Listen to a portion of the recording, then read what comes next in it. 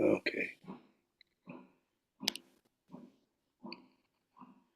Okay. Um, the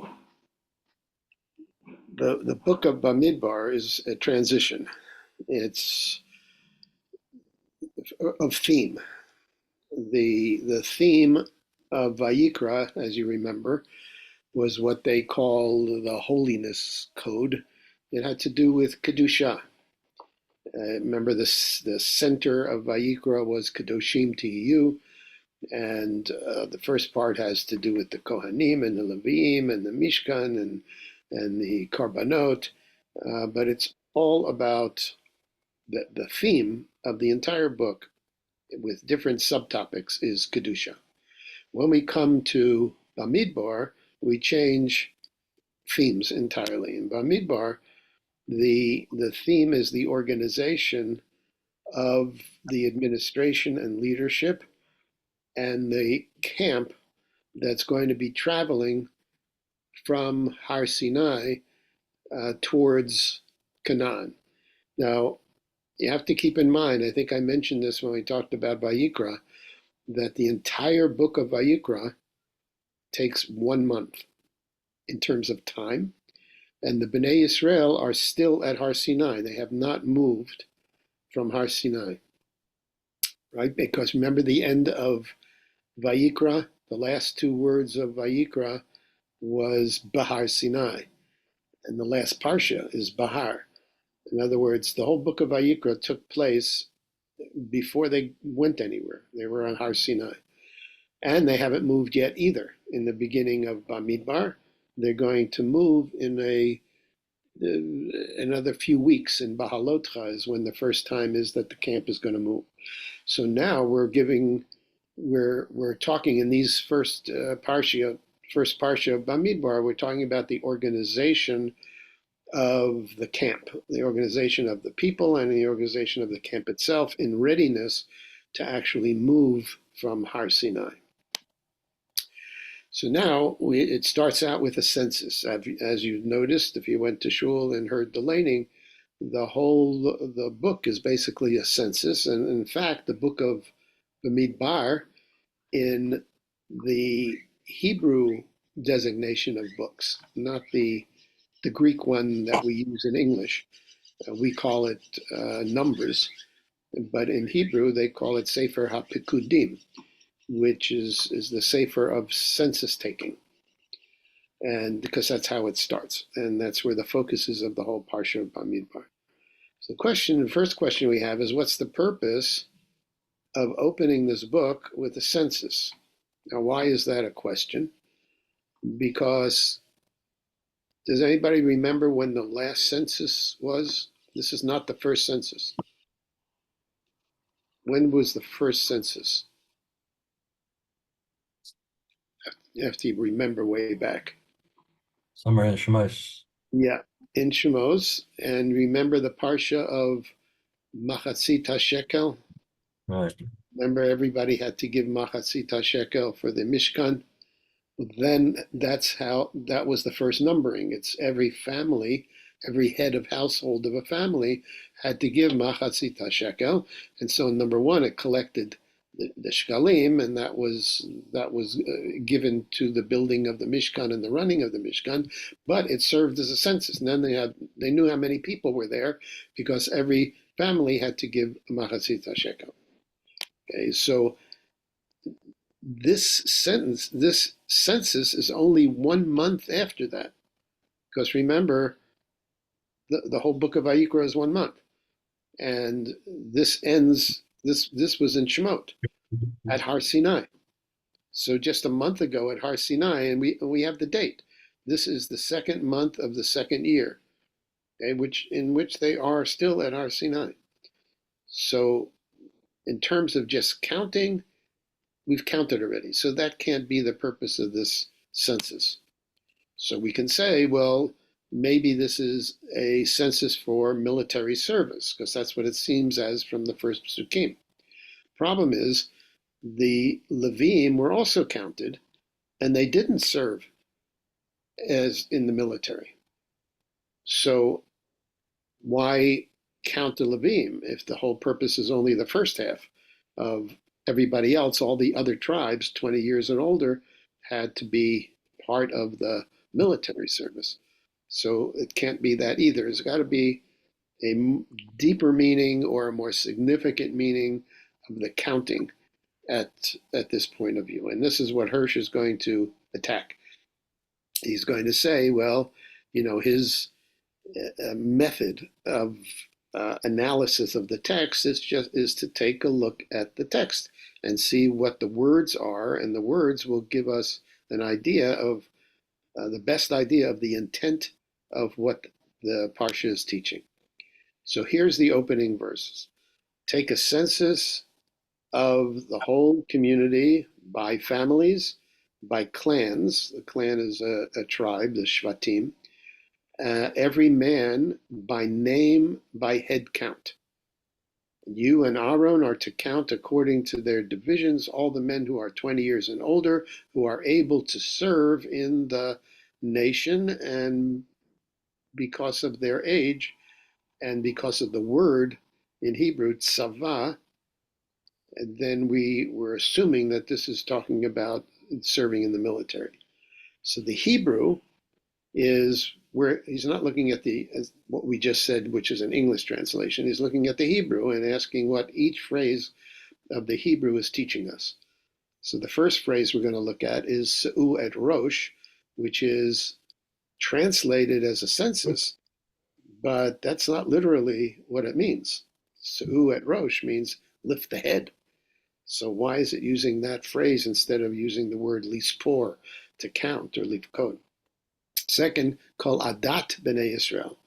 It's calling b'nei Israel an edah. So he's going to say that's another piece of information. Why is it called an edah? Then lemishpachotam. Why count according to families? Why count according to Beit Avot, which is the tribal count? And why count according to each male member of the household, 20 years upward? Mi ben esrim shana v'mala, kol yotzei tzava b'Yisrael. Everyone who goes yotzei tzava is the phrase of military service. But look what the word that they use, tifgedu otam. Tifgedu otam letzivotam, atava haron. It doesn't say lispor, right? It doesn't say to count them. It says tifkot. It uses the word tifkot. So we're going to analyze all these words and then figure out what the message is of this one sentence and what the idea of this census is and the purpose of the census. So first of all, the word lifkod in Hebrew has a double meaning. It could mean as a synonym of counting, and that's how it's used. But it's also means lifkod, like pikidah or pakid, means someone who's appointed. It means to appoint rather than count. Okay, so if we look a little bit later in the Parsha, in verse 49, it says, when it's talking about the Levi'im, it says, the Levi'im, you must not count the tribe of Levi, using the word tifkod, or include them in the census of the other tribes of the regular Israelites. Instead, hafked et Levi'im, appoint to the Levi'im to be in charge of the tabernacle of the covenant, of the Mishkan. The tabernacle of the covenant of the law means the Mishkan. Okay, so it's using that same word in two consecutive verses in two different ways. It means to count, but it also means to appoint. So Hirsch's analysis is now going to go through each phrase and then sort of translate the nuances. So first, what is an Eidah? What is called Adat Yisrael? An Eidah is a group that's joined for a common mission. So if you think back, there's different words to be used for when it talks about the whole nation of Israel. Okay, sometimes it's called sometimes it's called Kahal Yisrael or Kahal Adat. So what is an Ada? Where else do we have the word Ada? Witness. We didn't have it yet.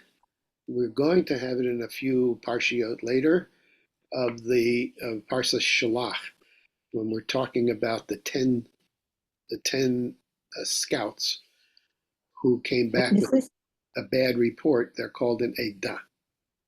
Okay, so in Ada, the use because of that use, the term Ada in the Torah's language means a group that's joined together with a common mission, just like the scouts were joined together who had a common mission, and using that word to describe the whole nation of Israel is focusing on what's the whole common mission of the entire nation.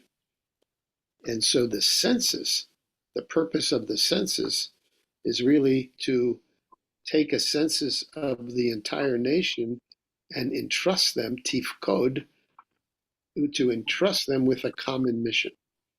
Okay, he's learning that from the word Ada. In other words, the focus of the census is tifkodotam, appoint them to a mission, and in the term Ada means a common mission. What's the common mission of the entire nation? Israel.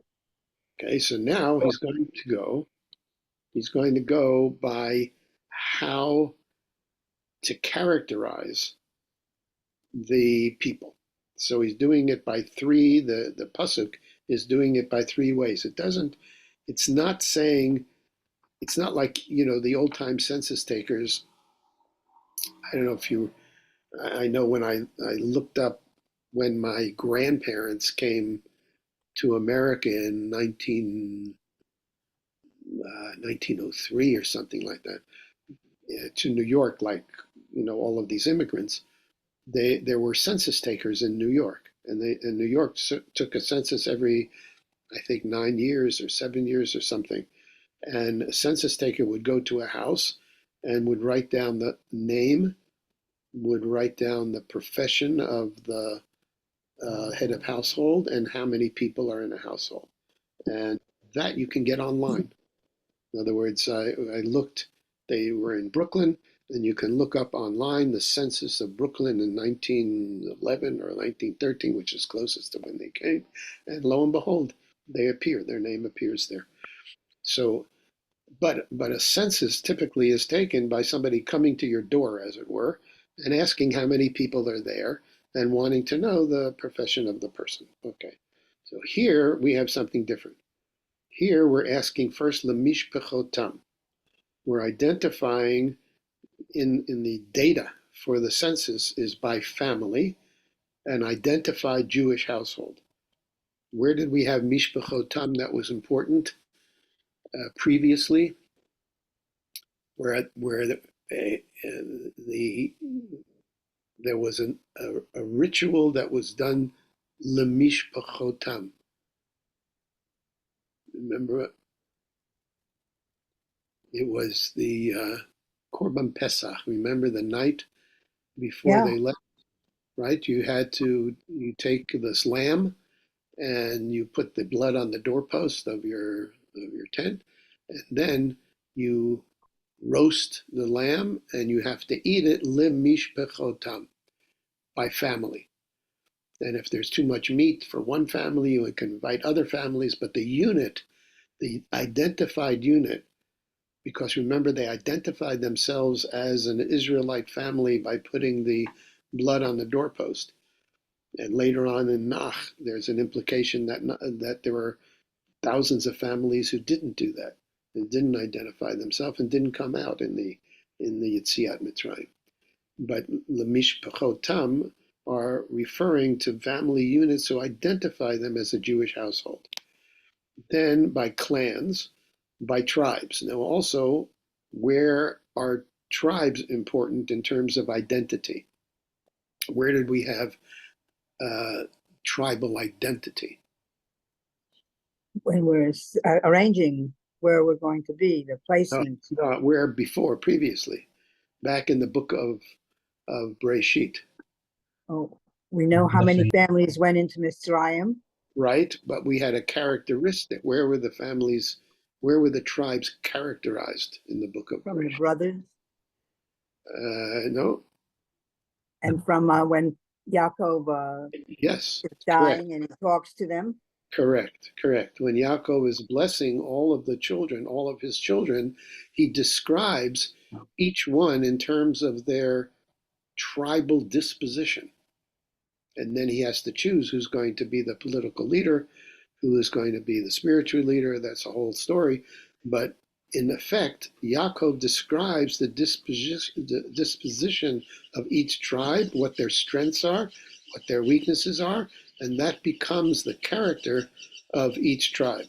And in fact, when the tribes are now being identified, they each have a banner, and the banner represents the character that was presented by Yaakov to the tribes when he blessed each one. So the clan, your tribal disposition, which reflects your particular talents and skills, is the second piece of information that's recorded. And then finally, each by name, implying that every individual within that family, within that tribe, is appointed, has a common mission, and is called upon as individuals to contribute to that mission. Okay, so it's a whole different way of looking at taking a census.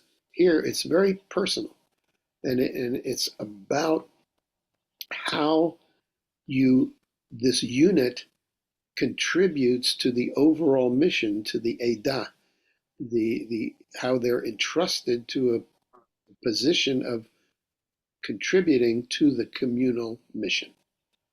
Okay, that's the way Hirsch sees the words telling us what it is that this census was about. So now notice here, there's something very important, and it has some contemporary application as well, is the word the Torah uses for military conscription is Yotzei Tzava b'Yisrael. So that everybody agrees what it means. But what about the B'nai Levi? The B'nai Levi were not counted and were not appointed to the military.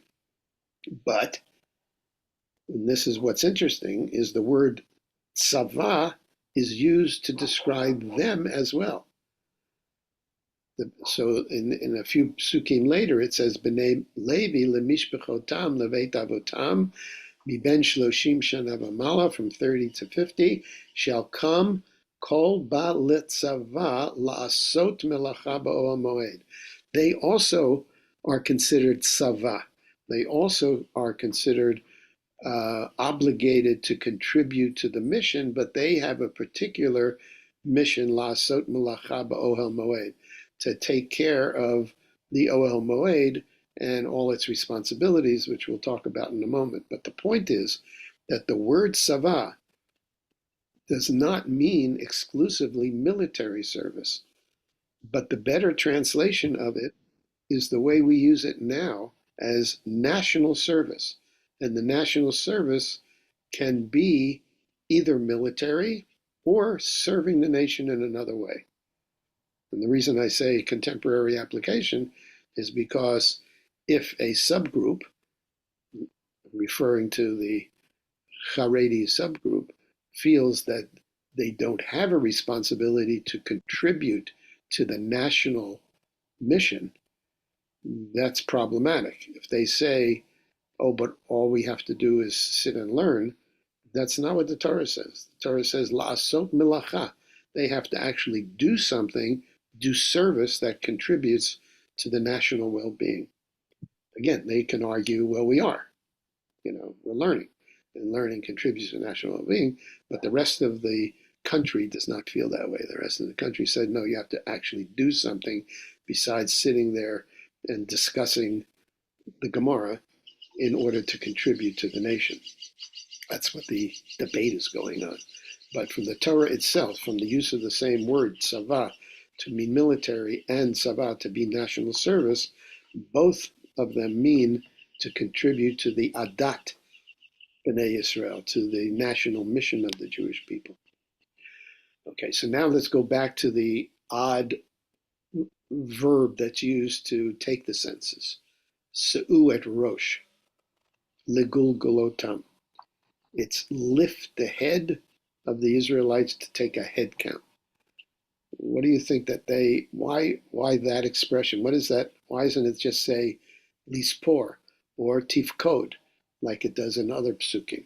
Why the strange expression se'u et rosh? Any I think it's an suggestions? honor. What? I think it's an honor to have your head lifted. It's Okay, like, it's a good way of saying it. good. Okay, and this is the Ramban. The Ramban, and of course, Hirsch follows the Ramban very often.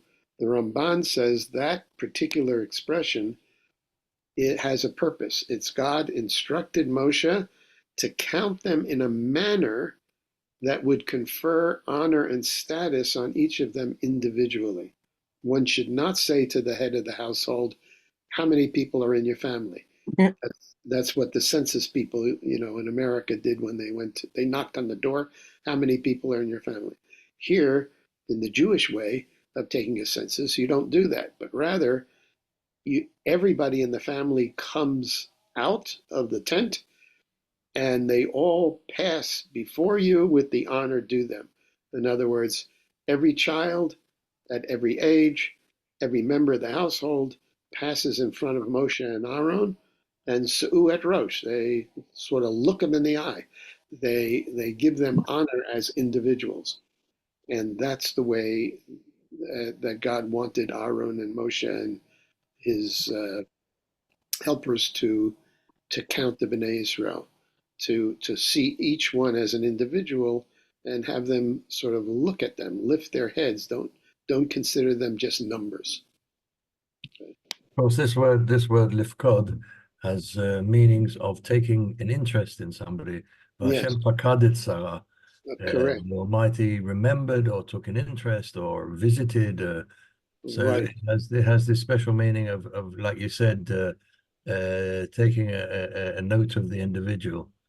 right. That's a very good example, actually. I should note that down for next time I teach this. Is that the pasuk of Hashem Pakad et Sarah is, on the one hand, yes, appointing her because she's going to have a particular role to play by having this child, on the one hand. On the other hand, we always translate that God remembers her, or God Visited. pays attention to her. And the idea of tifkod as paying attention is part of the description of taking the census. So that's a very good additional observation. So now we have a new translation of that first sentence. Take a census of the whole Israel community by their families and clans, listing every man by his name, by a head count. You and Aaron are to count according to their divisions all who are 20 and older to serve in national service. But Hirsch then adds the nuance. Take a census of each individual as trustees, as pukudim, as appointees, as being appointed to Israel's national mission according to their proud Jewish family identity, that's lemishpachotam, according to their tribal talents and skills, which is beit avotam, and according to their personal unique contributions to Israel's national service, whether it's military or whether it's not, from age 20 and older. Okay, it's a much more nuanced and meaningful understanding of the census. Okay, now we have another question to address. The tribe of Levi is separated from the Bnei Israel. They're not to be counted together with everybody else. Where did that separation occur? Okay, Golden calf. here is the pasuk that refers to it. You must not count the tribe of Levi or include them in the census of all the other Israelites. Instead, appoint them, tifkot, appoint them to be in charge of the Mishkan, over all its furnishings, everything belonging to it. They are to carry the Mishkan and all the furnitures. In other words, they have a specific task to contribute to the nation. Their particular task is to take care of the Mishkan. Okay? So the Levites are to set up their tents around the Mishkan so that God will not be angry if an Israelite violates the border fence. In other words, a regular Israelite cannot enter the Mishkan. Only Kohanim and Levim can enter. And if somebody enters the Mishkan unauthorized, then God gets very upset with that. And the person, as a matter of fact, it's a death penalty. So you have the Levim camping around the Mishkan, surrounding the Mishkan, sort of as a guard duty, so that none of the plain Bnei Israel can violate the Mishkan space when they're not allowed to do that. Okay, so that's their particular charge. Question is, how did they get to that position? How did they get to the position of being in charge of the Mishkan? After the golden calf. Good. So first, who should be in charge? Who should be the group of people in charge of the Mishkan? So take a look back in Shemot, right? And back in Shemot at the Makat Bechorot, right? When the firstborn Egyptians were slain, and the Bnei Israel who marked their tents were saved. Right away, the mitzvah of Pidyon Haben comes in. Okay, now what does the firstborn represent in the biblical culture? Think of all the stories that you know from Breshit. What's the firstborn male in the family? Supposed to be the leader, supposed to be someone you look up to. Right, and there's a word for that. It's called primogenitor. Primogenitor means the firstborn male of a family is the one who automatically, by virtue of their being the eldest son, and by virtue of this principle of primogenitor, is the one who is responsible to take the responsibility of the entire family when their parents get old or the parents die. In other words, they are the ones who carry on the family because they're the eldest first son, and they get a double portion. In other words, they get in inheritance, if they're other sons, the eldest gets a double because he's got more responsibility and it's more costly. He's going to have to pay for the food and the clothing and everything else for the family. It's like his responsibility. So the firstborn is the one that has a responsibility, and that is taken very seriously, automatically the firstborn. So we have the stories of, let's say, Abraham, his firstborn was Yishmael.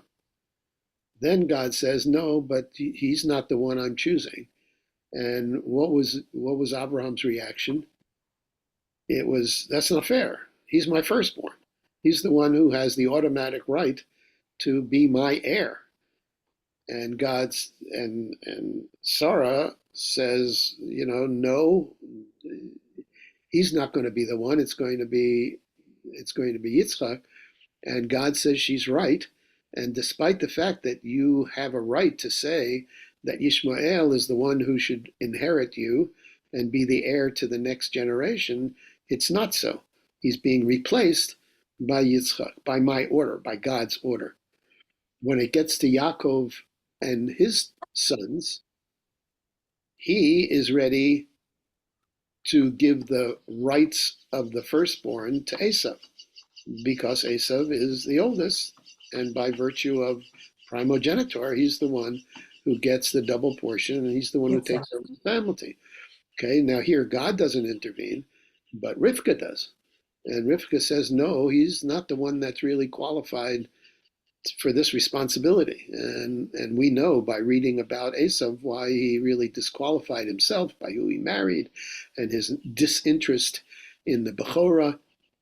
And so, in fact, using trickery, Rivka gets Yaakov to get the bracha of the firstborn. But the point is that it's automatic that the eldest son is the one who automatically gets the position. So now God is saying, well, therefore, as a reminder of Yetziat Mitzrayim, where the firstborn Bnei Yisrael were saved, Kadesh li kol bachor peter kol rechem. God says that you have to dedicate your firstborn son as the representative of God, of me, God says. Kadesh li kol bachor, sanctify the eldest, sanctify, and they are going to be the ones that are the spiritual leaders of their family, and they're the ones who are going to serve me in the Ohel Moed, in the Mishkan. So it's the firstborns that were intended to be in service of the firstborns. But what happened? The principle the Torah is teaching is what's called noblesse oblige, meaning if you have a position of responsibility, of a position of being the firstborn, that requires obligation on your behavior consistent with your rank. If you're the firstborn and you're the one who is going to be the family inheritor and the family responsibility, you have to show that responsibility. Okay? Those chosen by God to serve him are responsible to act at a level in proportion to their duty. Rank is not a privilege in Judaism, it's an earned responsibility. In other words, the concept of primogenitor, of the fact that just because you're the oldest doesn't mean automatically you're the one who should be the one who leads the family. You have to earn that position. So what happens? There's the golden calf episode. Moshe comes down, the people are dancing around this golden calf, and Moshe says, whoever is for God, come to me. In other words, whoever is not worshiping this golden calf, come to me. My side is choosing God, not the golden calf. And who came? Not the firstborn. Not the firstborn. You would expect the firstborn, Kadesh li kol bachar, that the firstborn who are chosen to be sanctified from Yetziat Mitzrayim, the ones that God wants to be his representatives, you would expect them to stand up and to say, we're on God's side. We're coming to Moshe. We're going to take care of all those who are denying God and worshiping a golden calf. But they didn't come. The only Levim, his own tribe, came. And Moshe said, you have been set apart by God today, for you were against your own families, and he has blessed you to this day. In other words, because you, Levim, did the right thing, and you rallied with me against those people who were worshiping a golden calf, God has now chosen you to replace the firstborn that were in that role.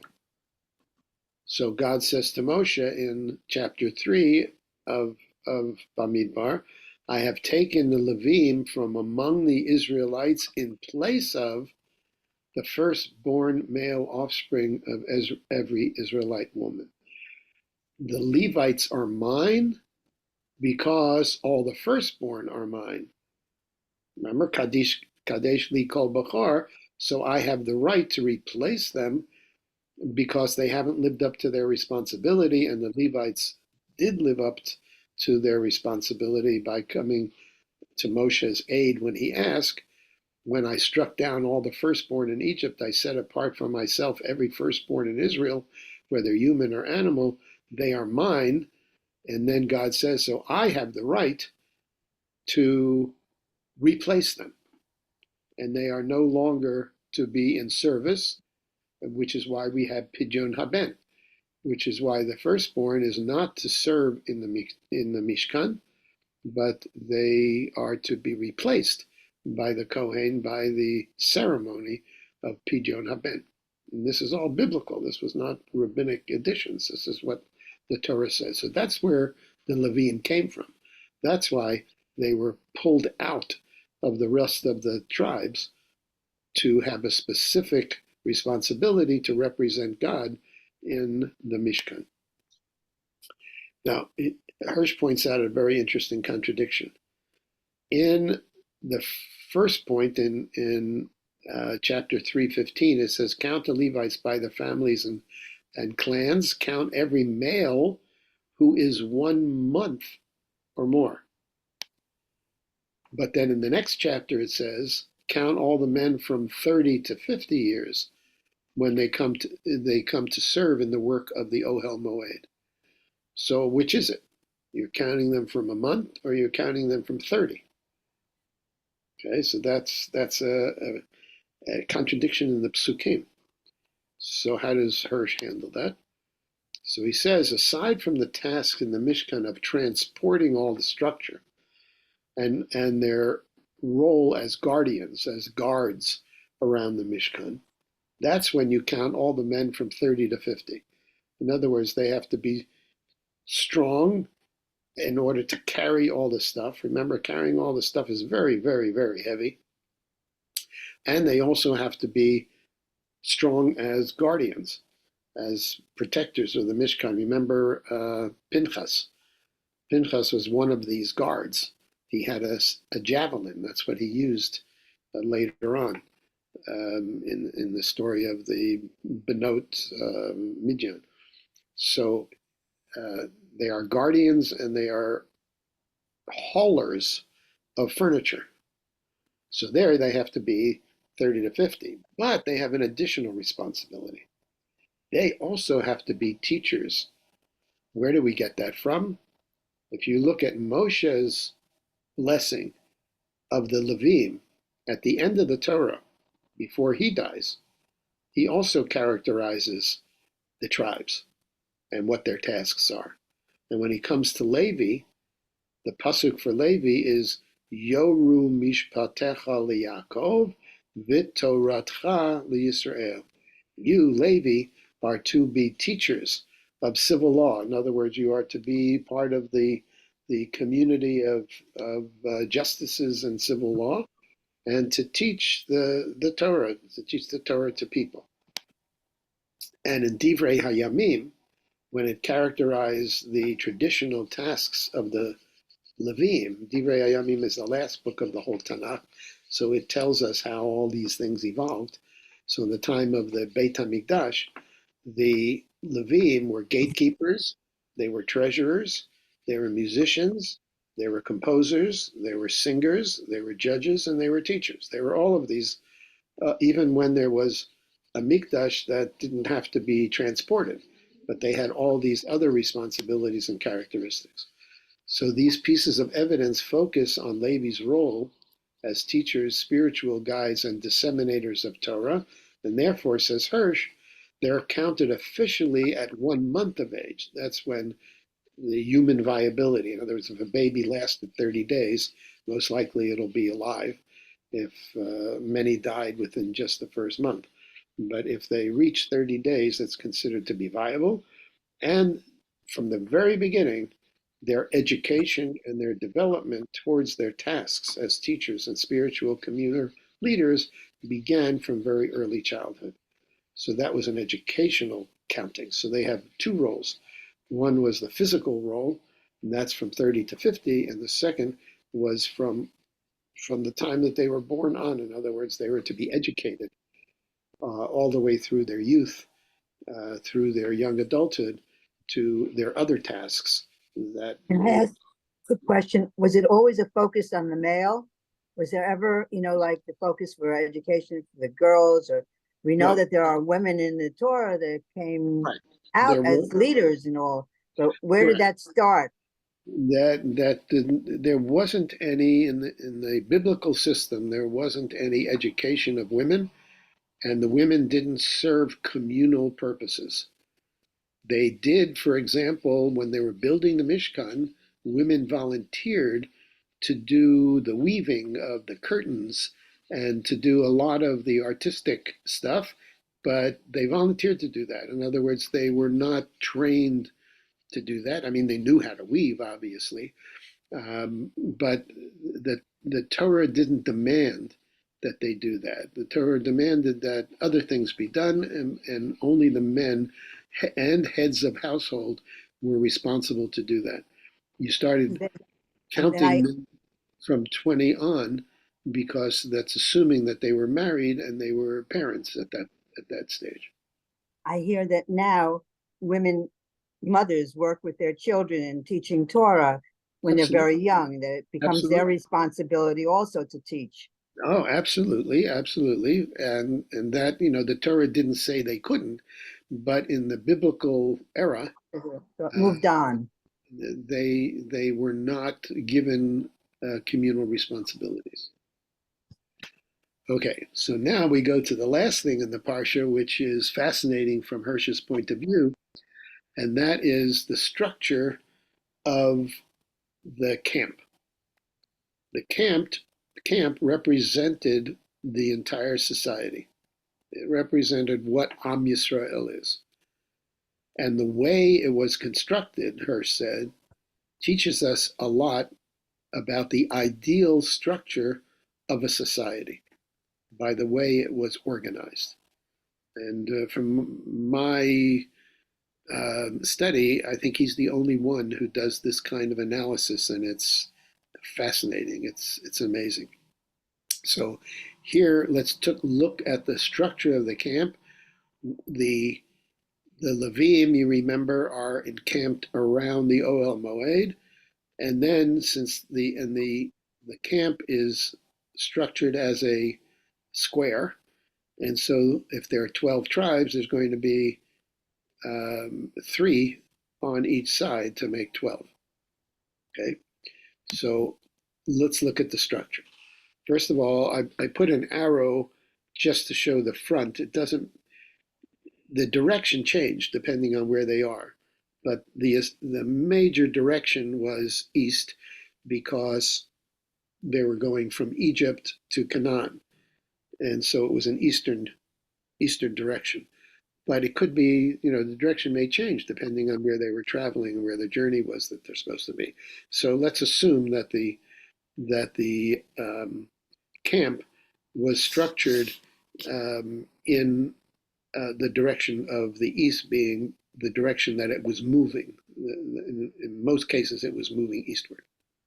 Okay, so in the center of this camp is the Ohel Moed, and that's the Mishkan. In other words, the Mishkan, we saw what it looked like. It had its own structure.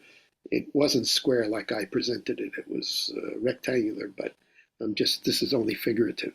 So the Ohel Moed was the center of the camp. Around the Ohel Moed were all the families coming from Levi, from the tribe of Levi. So Moshe and Aaron and his sons had the leadership roles, so they're in front. Then on each of the other sides were the three sons of Levi, Gershon, Kahat, and Merari.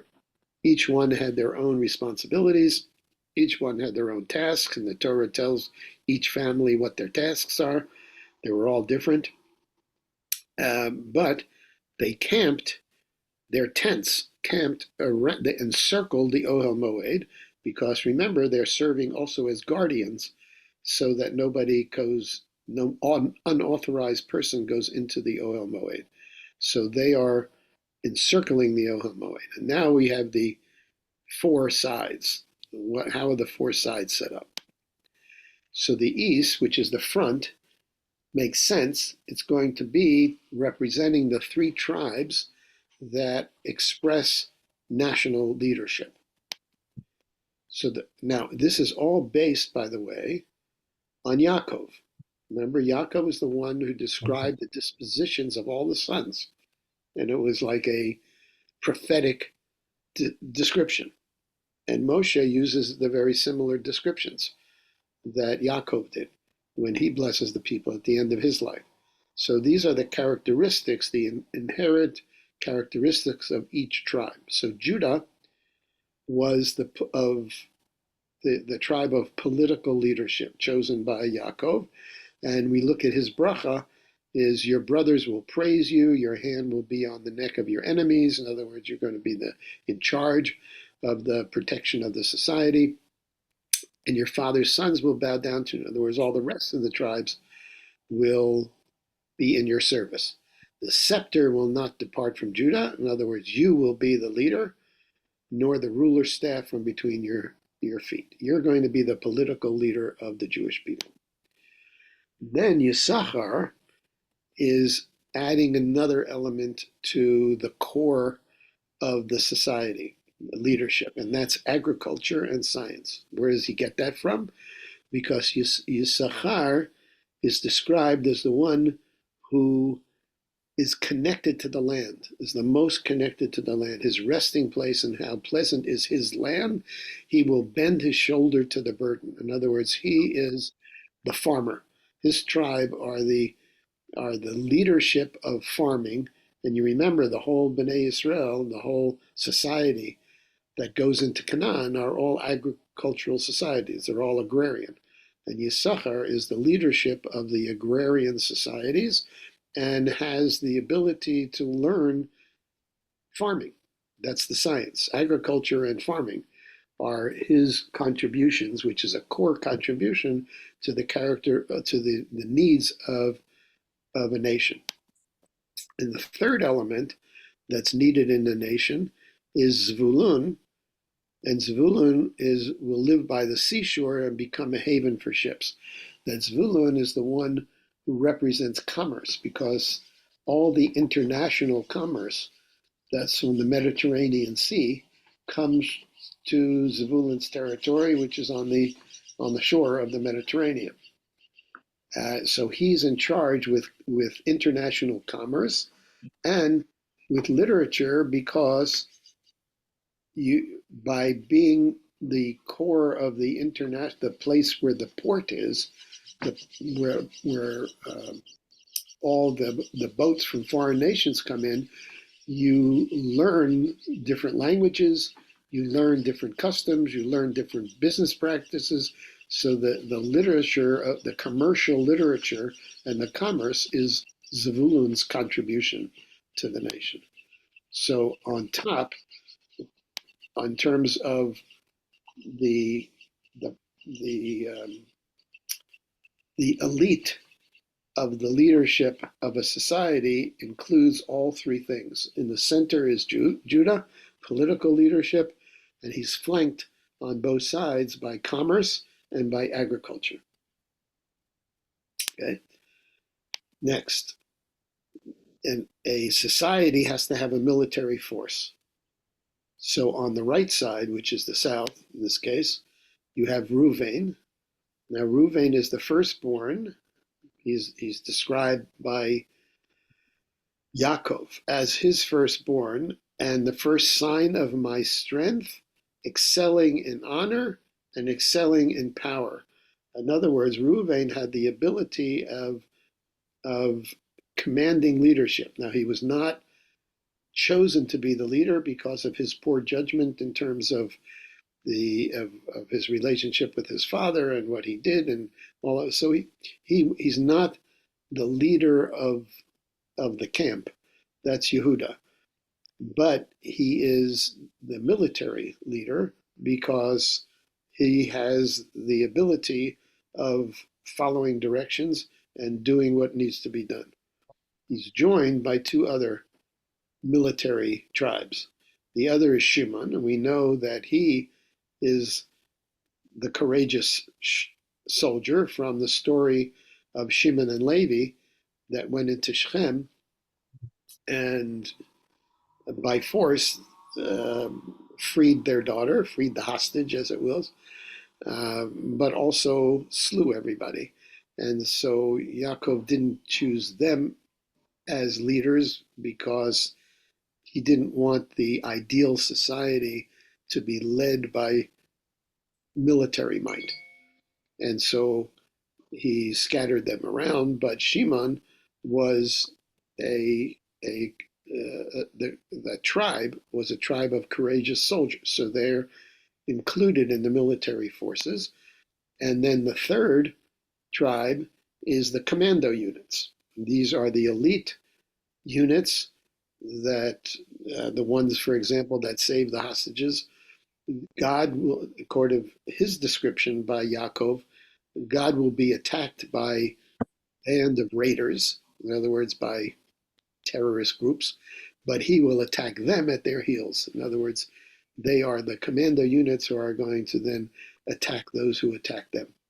So when you combine all three, you have Reuven, Shimon, and Gad to represent the military arm of this ideal society. Those three military tribes. Okay, now we go to the other side, and this is culture and literature. These tribes are going to contribute culture and literature to the society. Dan, you remember Dan is going to judge his people according to the bracha of Yaakov, and his symbol, if you look in a shul when they give the symbols of all the tribes, is a scale. So Dan is representing practical civil administration. He'll provide justice for his people as one of the tribes of Israel. So that's his contribution, is courts and civil administration. Asher is described as contributing culinary arts. His bracha is Asher's food will be rich, and he'll provide delicacies fit for a king. In other words, he's going to be the tribe that is the culinary tribe, is the one who develops all of these recipes and foods and everything else that comes from the tribe of Asher. And then Naphtali is the third part, and he's going to contribute communication and literary arts. How is that?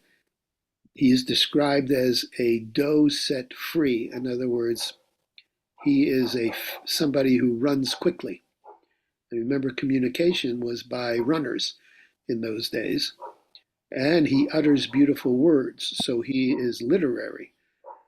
And now, so the communication system, the early communication system of the Israelite society was through runners who either reported orally, in other words, what the message was, or they carried scrolls. When somebody would write something, um, let's say Zvulun, who is the commerce person, would write a scroll saying that a boat of spices came in from Phoenicia. Anybody who needs spices, let us know, and we'll get it.